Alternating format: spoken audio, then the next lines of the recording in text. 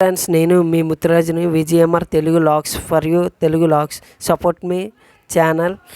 మీరు మమ్మల్ని ఎంతగానో ఫ్రెండ్స్, ఇప్పుడైతే నా ఛానల్ ద్వారా జాకబ్ బార్జీని నేను చూపించాలనేసి నేను ఇప్పుడు చూపిస్తున్నాను. జాకబ్ బార్జీ అయితే మీకు చూపించాలని ముందుకు వచ్చాను ఫ్రెండ్స్. ఎందుకంటే ఇది చాలా మట్టుకు కూడా ఇది మన సముద్రంలోని రిగ్గింగ్ చేసినప్పుడు ఆ కింద ఉన్న పైపులు అయితే వాటర్ సపోర్ట్ చేసుకొని ఆ షిప్ అంది పైకి లెగిసి మన వాటర్లోనైతే ఎంతో వరకు అయితే ఉపయోగపడుతుంది. ఇప్పుడే చూడండి ఫ్రెండ్స్, ఆ జాకబ్ బార్జీని అయితే బయటికి లాగడానికి ఎన్నో మంది వర్క్ చేస్తున్నారు.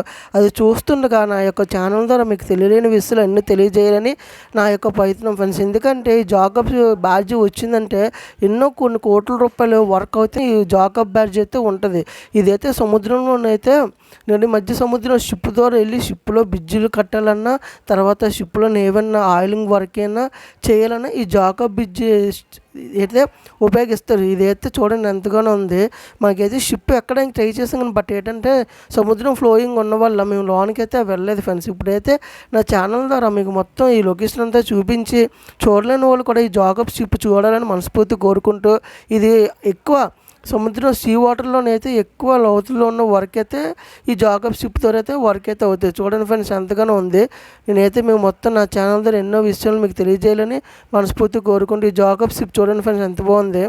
చూడండి మొత్తం పైపులే. ఈ పైపులంది ఆ జాకబ్ కిందకి ఎట్టగలే ప్రెజర్తో అయితే పైకి అయితే లెగిసి దాంట్లో వర్క్ అయితే అవుతుంది.